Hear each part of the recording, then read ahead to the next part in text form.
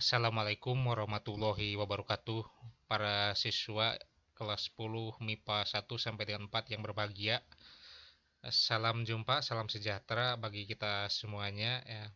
Pada kesempatan kali ini kita kembali mempelajari matematika umum ya. Kita sudah beranjak pada konsep tentang fungsi komposisi dan fungsi inverse. Setelah sebelumnya di modul-modul sebelumnya kita sudah pernah membahas mengenai eh, relasi, kemudian pengertian relasi, kemudian pengertian fungsi ya. Dan mungkin para siswa masih ingat ya apa itu relasi dan apa itu fungsi ya. Dimana relasi itu saya ingatkan kembali merupakan hubungan atau kaitan, yaitu aturan mengkaitkan atau menghubungkan anggota suatu himpunan dengan anggota himpunan yang lainnya ya.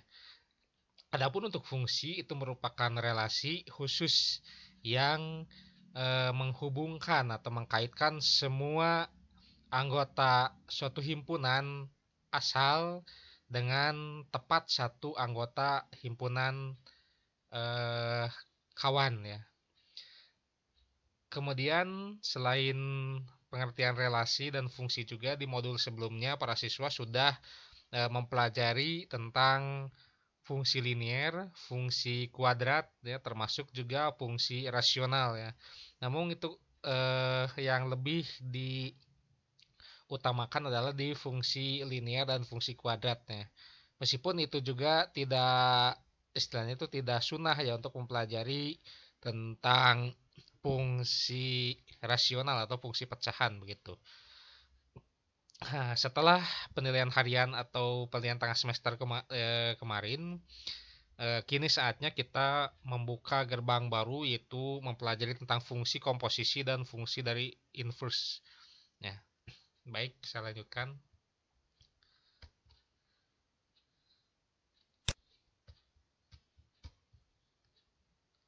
Ya, sebentar.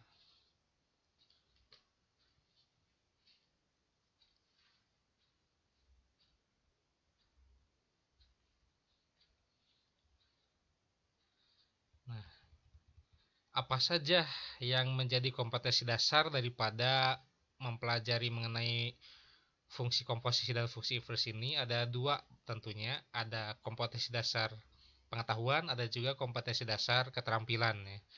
Yang pengetahuan atau kompetensi dasar 3.6 ini di sini dinyatakan menjelaskan operasi komposisi pada fungsi dan operasi inverse pada fungsi inverse serta sifat-sifatnya serta menentukan eksistensinya. Itu sebagai kompetensi dasar atau kemampuan awal ya, setelah mempelajari ini komposisi fungsi dan inverse fungsi gitu.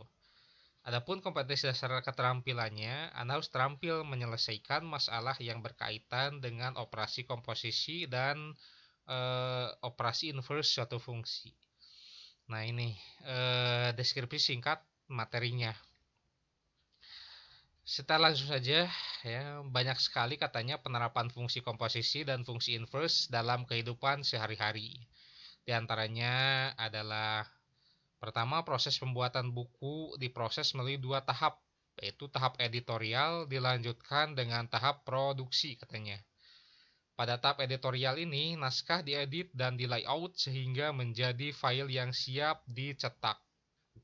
Kemudian, file diolah pada tahap produksi untuk mencetaknya menjadi sebuah buku.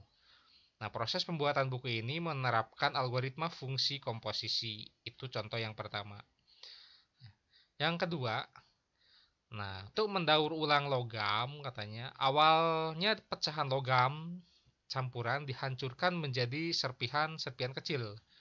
Drum magnetik pada mesin penghancur menyisihkan logam magnetik yang memuat unsur besi. Lalu sisa pecahan logam dikeruk dan dipisahkan, sedangkan serpihan besi dilebur menjadi baja baru. Nah, proses pendaur ulang logam tersebut itu menggunakan fungsi komposisi juga. Kedua contohnya. Oh, ternyata ada 4 di sini ya. Yang ketiga contohnya sebuah lempeng emas yang dapat dibentuk menjadi berbagai perhiasan juga itu menerapkan fungsi komposisi ya, diolah pengolahannya itu ya.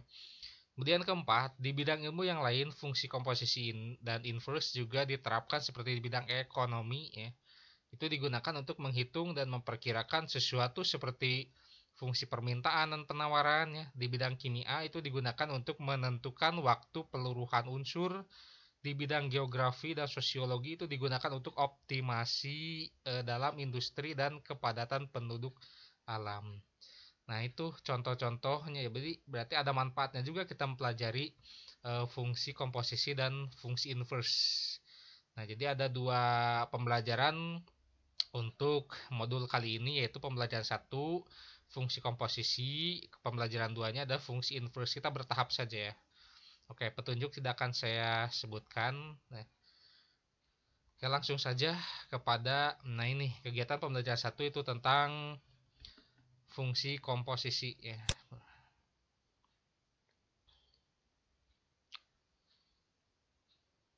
Oke. Apa tujuan pembelajaran kita ya mempelajari fungsi komposisi ini ya. Nah, di sini dinyatakan ada 3 ya. Setelah kegiatan pembelajaran ini diharapkan kita dapat 1 menjelaskan operasi komposisi fungsi.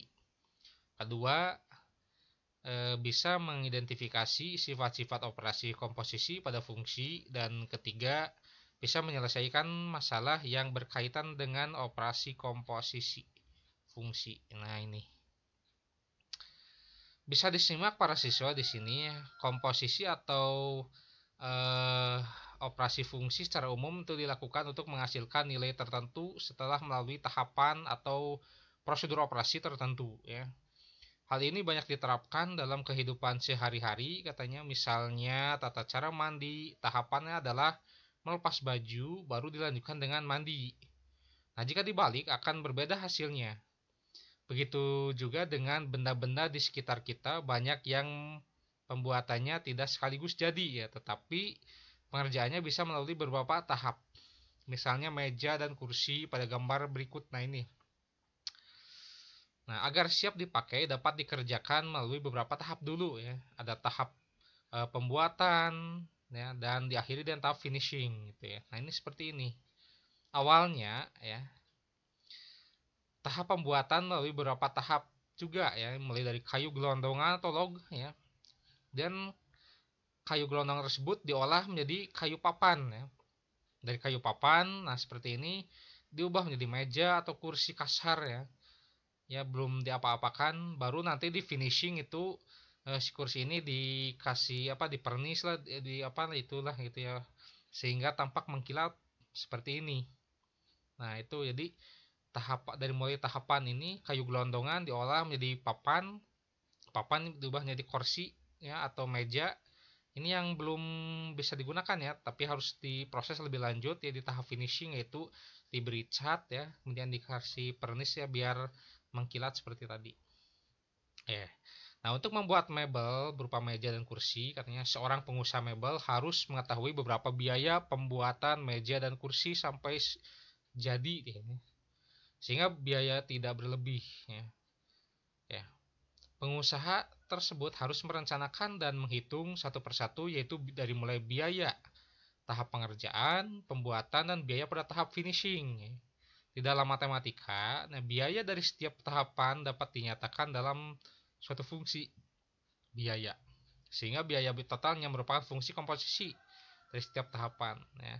Jadi biaya yang dikeluarkan untuk pembelian kayu dan semacamnya bahan baku itu ya seminimal mungkin, tapi nanti kalau sudah menjadi udah jadi gitu ya, udah jadi dipasarkan, itu keuntungan yang diraihnya itu maksimal gitu. Sebagai contoh, berapakah total biaya yang diperlukan untuk menghasilkan 20 set meja kursi dengan kualitas yang bagus dari seorang tukang kayu yang dapat menghasilkan meja dan kursi yang bagus melalui 2 tahap, yaitu ada tahap pembuatan dan tahap finishing tadi ya. Apabila biaya yang diperlukan pada tahap pembuatan adalah Rp750.000 per set dan biaya pada tahap finishing adalah Rp150.000 per set, apabila banyaknya meja dan kursi yang dihasilkan adalah X set ya, dan biaya yang diperlukan pada tahap pembuatan adalah dengan persamaan ini, F X sama dengan 750.000 X ditambah 15.000. Sedangkan biaya pada tahap finishing dengan persamaan ini GX sama dengan 15.000 X ditambah 10.000. Nah, dengan menggunakan operasi fungsi komposisi, maka biaya total pembuatan 20 set meja kursi dapat dihitung gitu ya. Oke. Untuk lebih memahami masalah fungsi komposisi, ya, coba kita perhatikan permasalahan berikut. Suatu penggilingan padi dapat memproduksi beras super melalui dua tahap. Tahap pertama menggunakan mesin yang menghasilkan beras setengah jadi berupa pelepasan kulit padi katanya. Tahap keduanya dengan menggunakan mesin 2 yang menghasilkan beras super. Dalam produksinya, mesin 1 menghasilkan bahan setengah jadi dengan mengikuti fungsi ini. Fx, ini seharusnya Fx sama dengan X minus 0,10. Dan mesin 2 mengikuti fungsi Gx sama dengan X minus 1. Dengan X merupakan banyak bahan dasar padi dalam satuan kilogram. Jika bahan dasar padi yang tersedia untuk suatu produksi sebesar 1 ton, nah berapakah beras super yang dihasilkan dalam ton? Oke, kira-kira bagaimana ini cara menyelesaikannya?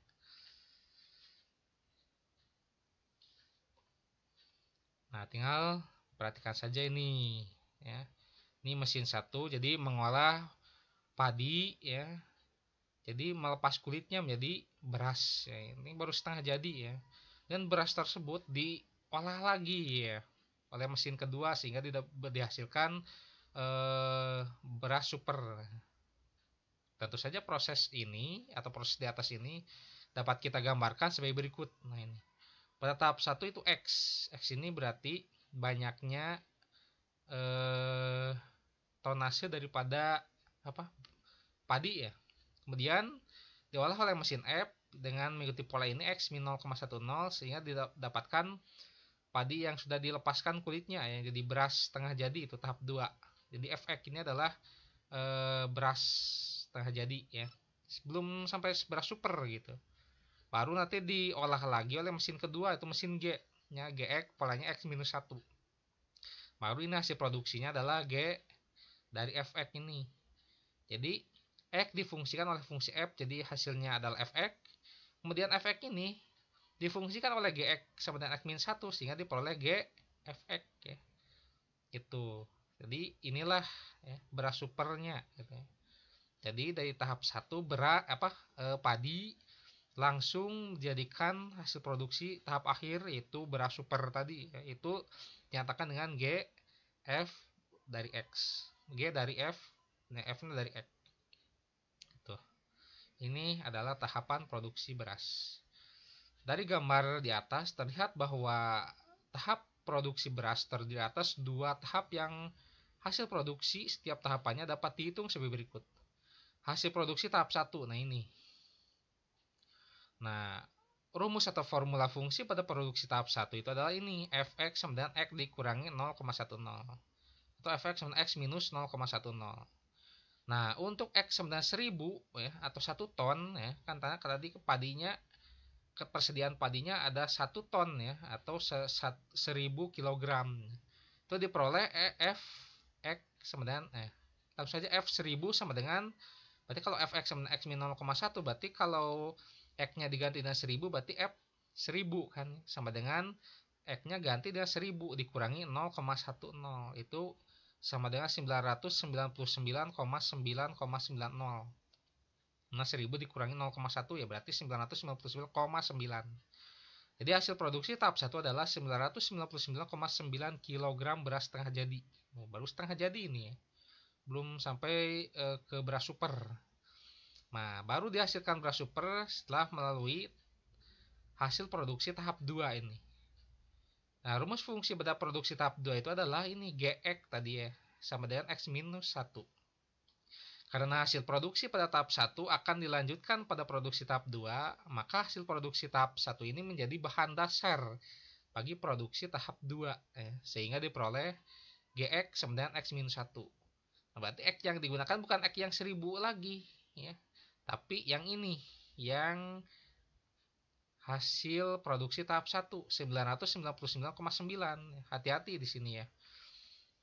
Karena di sini ada keterangan hasil produksi pada tahap 1 akan diajukan. Nah, hasil produksi tahap 1 ini menjadi bahan dasar produksi tahap 2 katanya.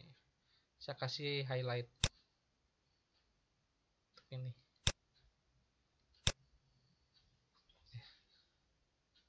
Oke, sebentar.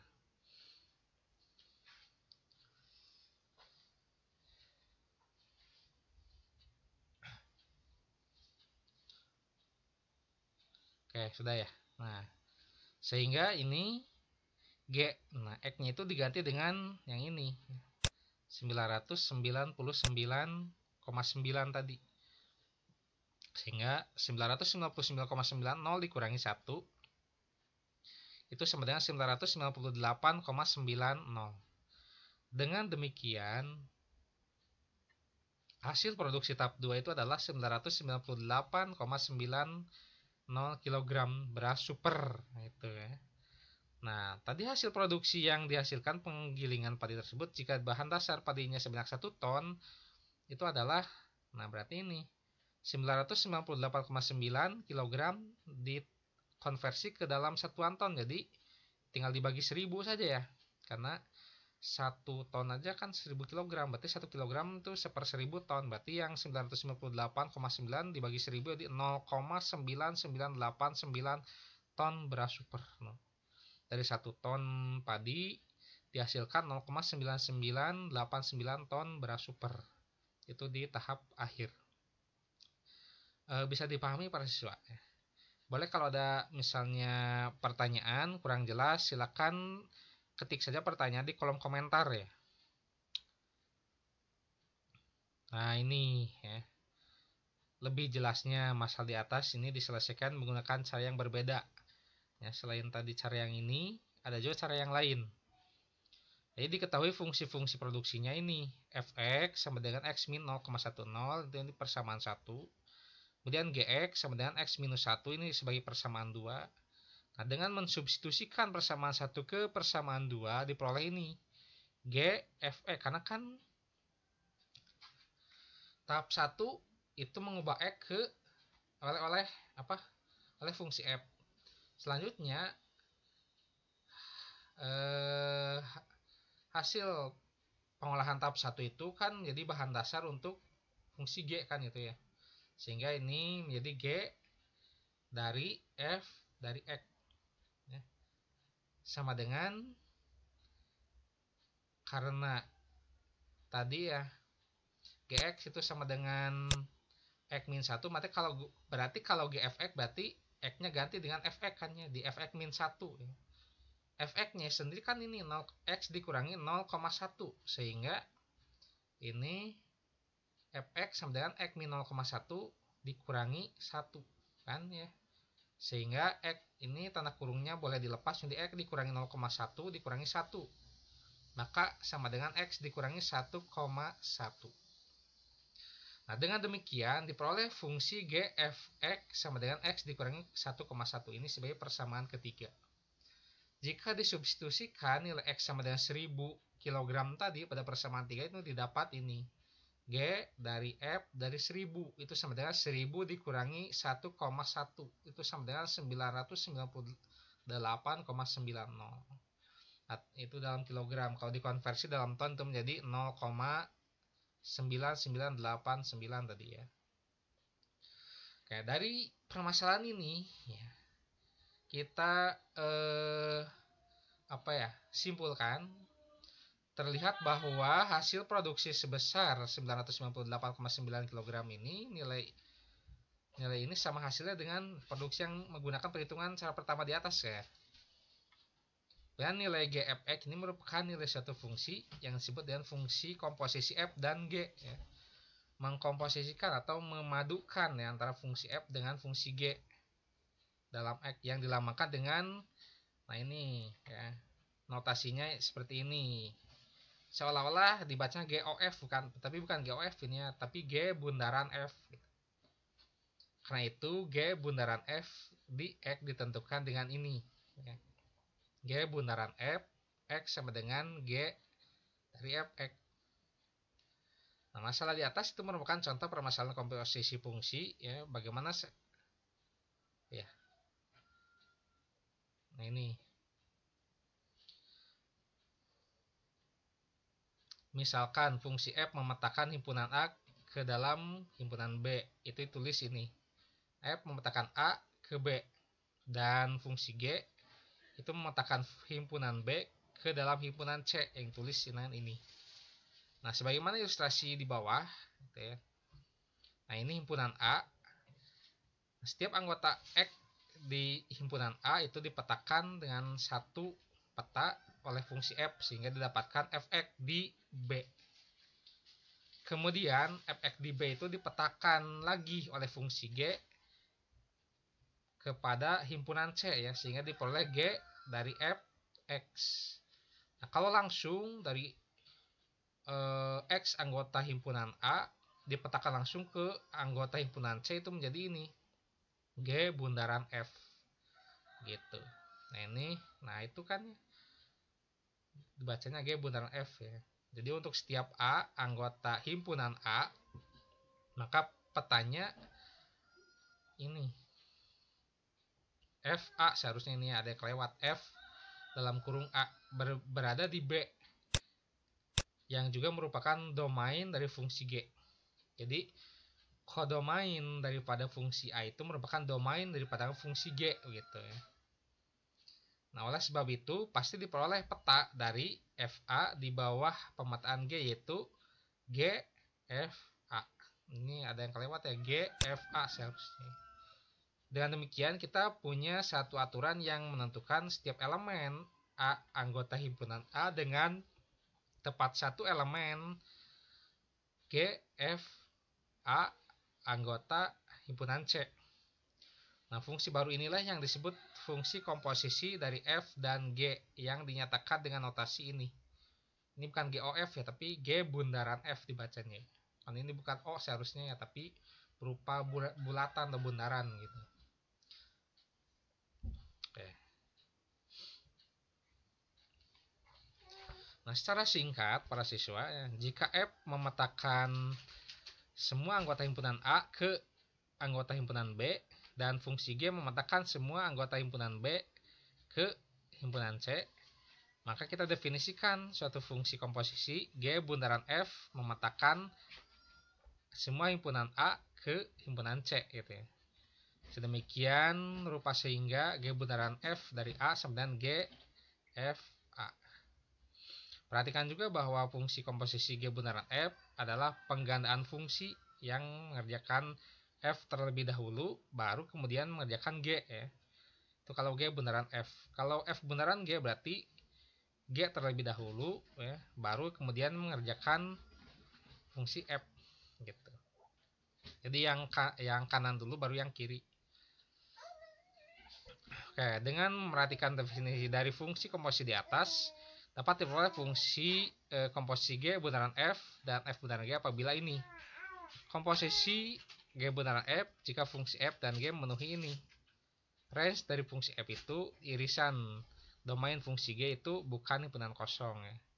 Kemudian komposisi fungsi F bundaran G jika fungsi F dan G memenuhi ini. Range fungsi G irisan domain fungsi F bukan himpunan kosong. Nah ini contohnya, silakan simak.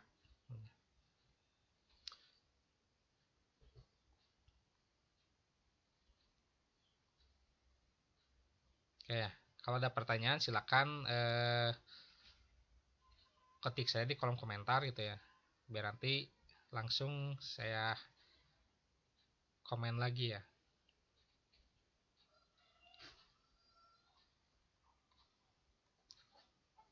Nah ini sifat-sifatnya ya, sifat-sifat komposisi fungsi.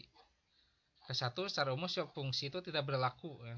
Sifat komutatif tidak berlaku, sehingga F bundaran Gx tidak sama dengan G bundaran F, itu hati-hati.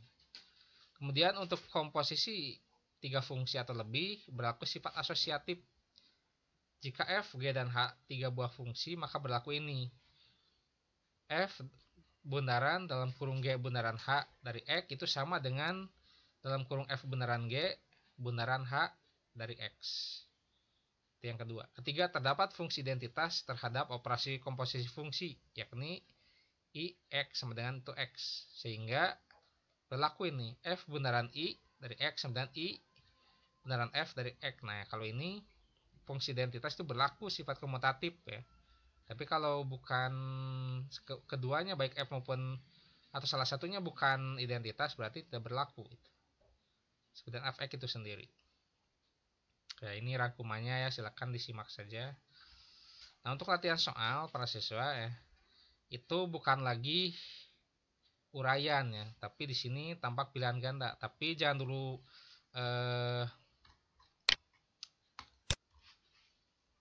pengerjaannya nanti akan dilakukan dalam bentuk Google Form ya, layaknya penilaian harian kemarin gitu. Jadi ya silakan aja kalau mau misalnya mencoba-coba ya, mengkopi-kopi dulu ya, nanti biar nanti kalau sudah saya bagikan link daripada Google Formnya ya udah dapat jawabannya gitu ya, tinggal pindahkan saja. Kayak kiranya demikian dapat saya sampaikan untuk pembahasan mengenai komposisi fungsi. Nanti untuk pembahasan selanjutnya atau video selanjutnya kita akan coba menerangkan tentang inverse satu fungsi ya, biar cepat ya ke materi yang selanjutnya itu tentang trigonometri.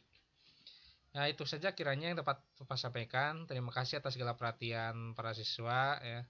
Mohon maaf apabila terdapat kekurang jelasan dalam menyampaikan atau menerangkan. Semoga bermanfaat. Sampai jumpa lagi. Wassalamualaikum warahmatullahi wabarakatuh.